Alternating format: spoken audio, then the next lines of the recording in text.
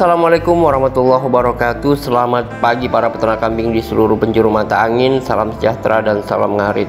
Setelah menguraikan banyak jenis penyakit pada hewan ternak kambing, pekan ini saya akan membahas mastitis yang juga sering kita temui pada hewan ternak kambing. Sebelumnya saya mengharapkan dukungan yang besar dari rekan-rekan semua dengan cara mensubscribe, like, dan share konten video pada channel YouTube kesayangan kita ini sehingga semakin berjaya. Nah, saya tegaskan kembali, narasi yang saya sajikan merupakan hasil dari perasan berbagai sumber yang valid dan terpercaya, sehingga apabila kamu ingin mengimplementasikannya di ternak kamu, insya Allah tetap aman. Nah, buat yang saat ini sedang beternak kambing maupun sapi betina, terutama yang baru saja bunting, sepertinya materi ini sangat penting buat disaksikan karena setelah ternak melahirkan biasanya sangat rentan terserang penyakit mastitis ini. Nah, mastitis adalah penyakit yang menyerang kelenjar susu ternak yang ditandai dengan pembengkakan dan kesakitan pada ambing susu. Meski demikian, ada juga yang disebut dengan mastitis subklinis, yaitu mastitis yang tidak disertai gejala sakit sehingga hanya bisa diketahui dengan pemeriksaan laboratorium. Mastitis menyerang ternak pada masa produksi susu maupun pada masa kering, di mana biasanya 2 minggu setelah penghentian pemerahan atau 2 minggu sebelum melahirkan.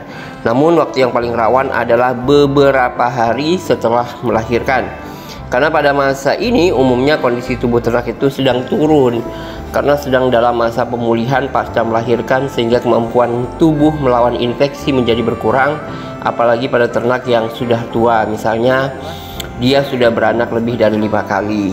Nah, penyebabnya mastitis pada ternak kambing dan sapi disebabkan oleh bakteri dan jamur, gitu ya. Karena penyebabnya adalah jamur, maka akan percuma jika kita memberikan antibiotik. Dan juga perlu diketahui bahwa tidak semua bakteri sensitif atau bisa diberantas dengan salah satu jenis antibiotik. Untuk bisa memahami bagaimana terjadinya infeksi pada ambing, maka ada baiknya kita mengetahui bagaimana sih struktur anatomi dari ambing kambing ternak kita.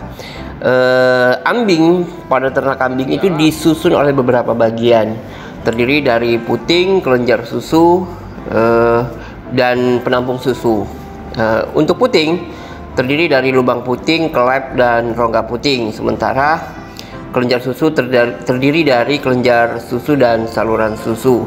Ada 2 jalan untuk terjadinya infeksi pada kambing melalui kantong susu. Yang pertama adalah infeksi dari luar tubuh, yang kedua adalah dari dalam organ tubuh yang terinfeksi yang menyebar melalui pembuluh darah, meskipun kasus ini jarang terjadi. Nah, infeksi dari luar tubuh dimulai dari masuknya mikroba ke dalam tubuh kambing melalui lubang puting yang terbuka karena diperah atau disusui oleh anaknya. Nah, infeksi dimulai pada rongga bagian bawah kambing yang kemudian apabila tidak diobati akan menyebar ke atas dan mengakibatkan infeksi yang lebih parah.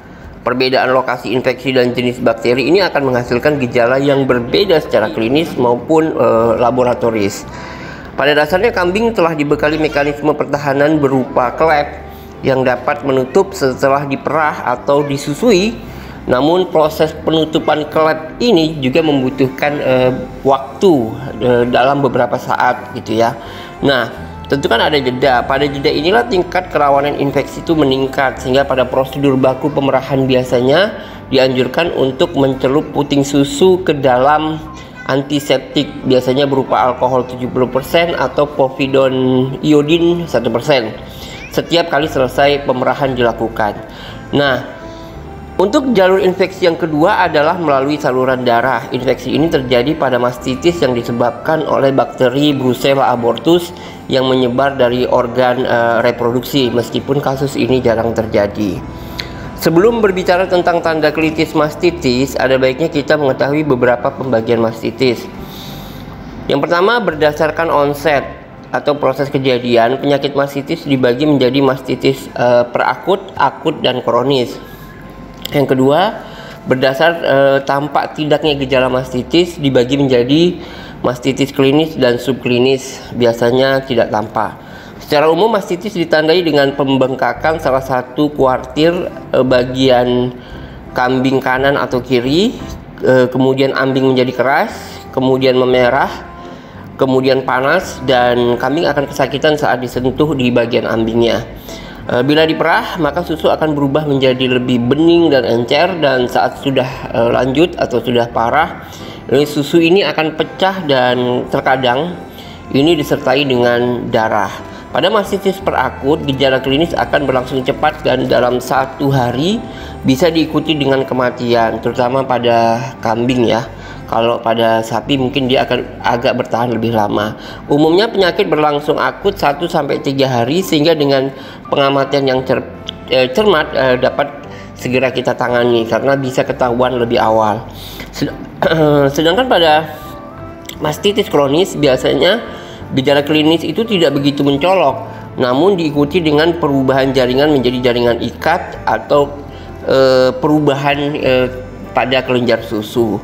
Kemudian kita juga bisa melakukan langkah pemeriksaan mastitis secara mandiri. Yang harus dilakukan adalah pertama, melakukan restrain atau pengekangan dengan tali, tujuannya agar hewan tidak berontak dan untuk menjaga keamanan pemeriksa.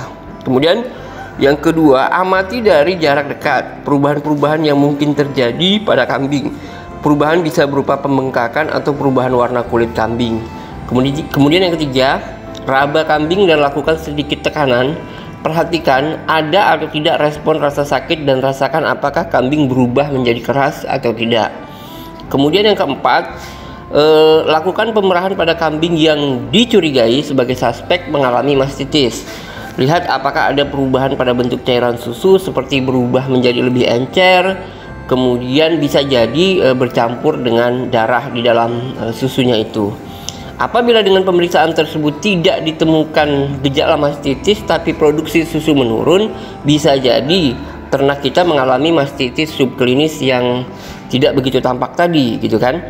Pada mastitis subklinis, penyakit dapat diketahui dengan pemeriksaan jumlah sel somatik yang ada pada susu di laboratorium tentunya.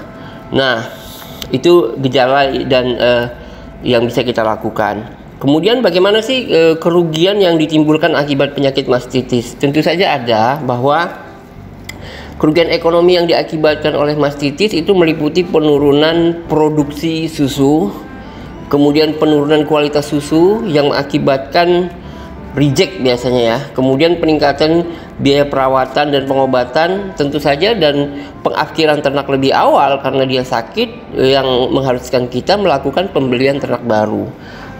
Nah, langkah yang dinilai paling tepat dalam mensikapi kasus mastitis pada ternak adalah dengan langkah pencegahan. Mastitis adalah penyakit yang umum terjadi pada ternak betina, terutama ternak yang dimanfaatkan hasil susunya. Mastitis dapat dicegah atau diminimalisir dengan menerapkan beberapa langkah sebagai berikut. Yang pertama, peningkatan sanitasi kandang.